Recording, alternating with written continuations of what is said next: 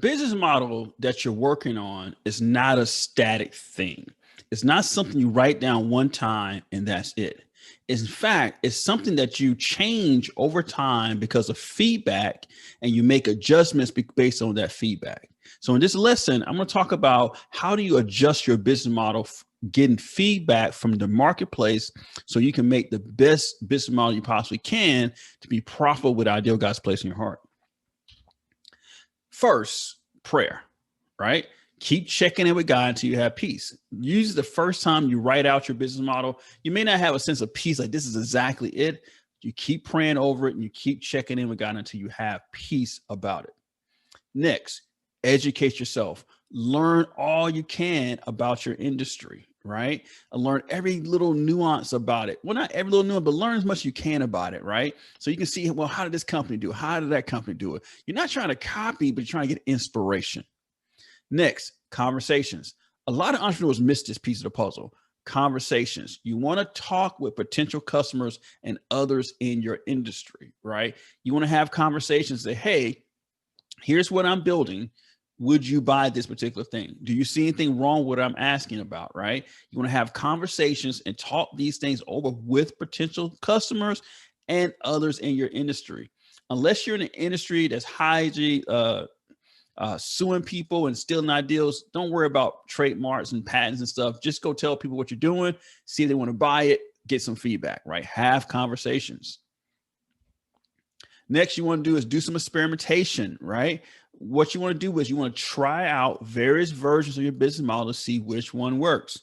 And when I say try out, I want to give you some examples, because what I'm actually suggesting is you go out there and you make some sales, right? So for example, maybe you are selling a product that's a foot massager. Before you go build a product, maybe you create a little sales page, and then you run some ads from Facebook to the sales page and see if anybody will pre-buy the product, right? If they won't pre-buy it, you may not have the right sales copy to persuade somebody to get it, right? Next, maybe build a mini version of the solution, right? And so we go back to our grass cutting service. Maybe just get a single lawnmower and an edger, and that's it, right? You try it out, see if you even like it, right? Maybe you got the wrong customer profile, the person that's able and willing to buy your product or service.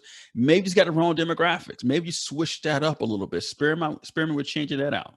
Change out your sales copy. That's that persuasion framework we were talking about. Maybe you saying it wrong. Maybe you articulating the problem incorrectly, right? Just change the wordings a little bit.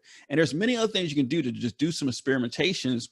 And when you do an experimentation, what you're doing is you're saying, I'm not 100% sure that this is it, God, but let me try some things out, and let me through the trial and error process of experimentation, let me flush out this business model. Let me make some adjustments based on feedback from the marketplace.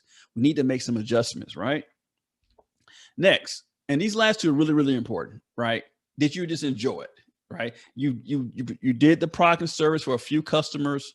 You done, you had made a few dollars with it, but did you enjoy it? Did you have fun delivering the product and service? Because if you didn't enjoy it, you're not going to want to spend your whole life doing it, and you're not going to have the motivation to go do more of it, right?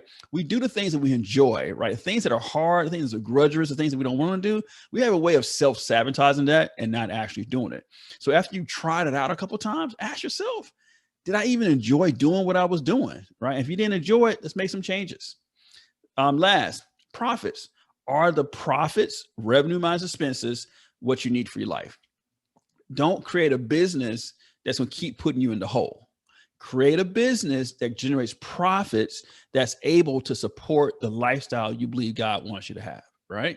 So this feedback and adjustment process, as you're going through this adjustment process, what you're doing is you're trying to make updates to the business model. Because remember, the first time you write it down, you're not going to have it perfect. But through this process of feedback and adjustment, you can keep working on it until you get a document that has peace in your spirit, like, God, this is it. And guess what? Even if this is it, maybe a couple of years from now, he may want to change some things. So you keep working on it. It's a dynamic and living document.